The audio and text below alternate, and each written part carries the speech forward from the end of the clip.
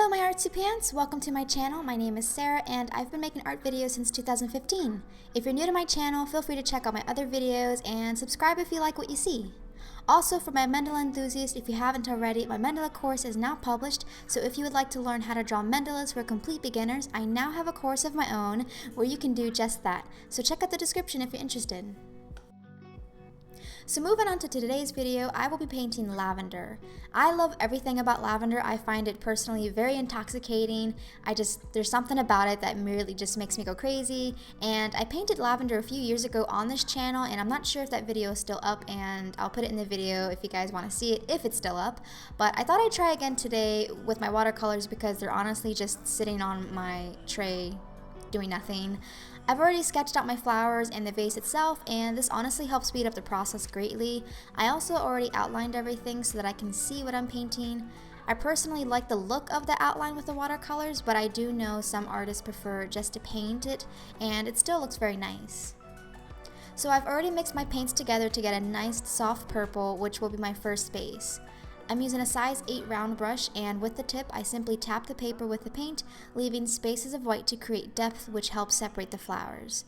I love adding this effect honestly to my watercolor illustrations, as it brings it together really nicely and it helps it look a bit more realistic too. Because I wanted to really take my time and bring each lavender stem to life, I focused on each petal for the best results.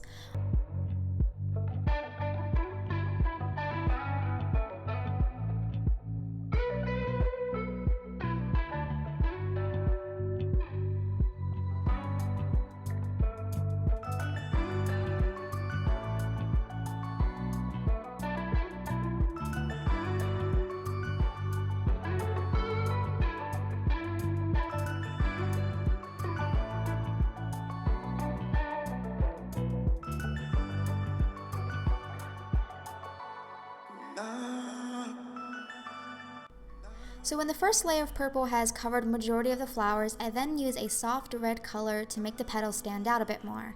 Again, I go over each stem so that each stem stands out and the painting looks a bit more realistic. It's a long but relaxing process, which is why I personally love to work with watercolors. A tip that I want to give to those who are just starting out with watercolors is that if you're really nervous about working with water, because honestly it can kind of be hard to control, my tip for you all is to basically start with very light layers of paint. So basically you would want to make sure that your paints are diluted. That way if you make a mistake you can easily just cover it up, and I've learned that by doing this I can not only have more confidence when it comes to painting, but in the process, the painting comes together really nicely because you've taken the time to build up those layers. Once the red has covered most of the flower itself, I then want to add more contrast to the flower, or shadows even, and I simply darken the light purple that I used before, and I use it under the petals to create shadows. I'm basically repeating the process over except painting the shadows under the petals now. As you can see, the more shadows I add to the stems and the more patience I have with each layer, it really does come along nicely.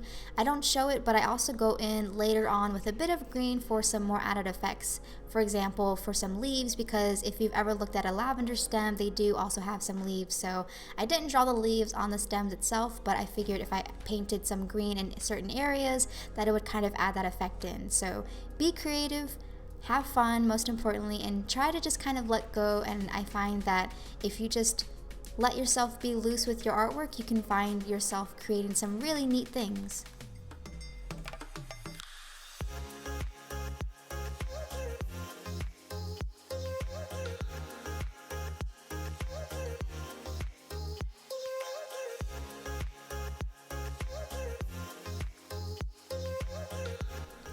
Once the flowers are nicely painted, I then move on to the vase. I want the vase to have a pinkish tone, so I add a bit of red to the purple paint that we used and dilute it with water. I then take my brush with only water on it and paint the vase.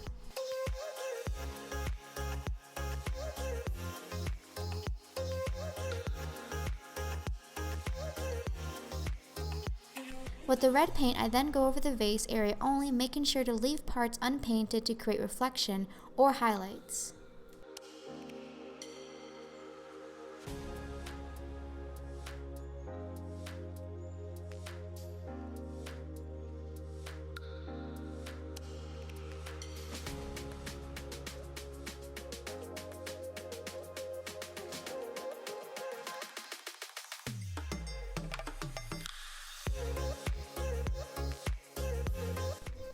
The last part is to paint the bow. I always start with a light coat first and slowly increase the saturation of the color by adding more paint so that the colors blend nicely. It doesn't have to be perfect, but it will prevent the painting from having patches or blotches even.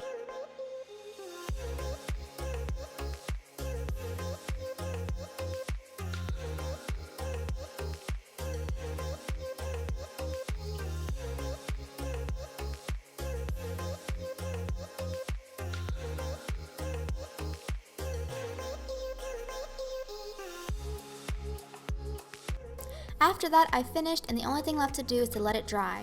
This little painting will go to one of my lucky patrons, and if you would like to participate, you can join me on my Patreon page. I hope you all enjoyed this video. Thank you for watching, and I'll see you in the next one. Bye!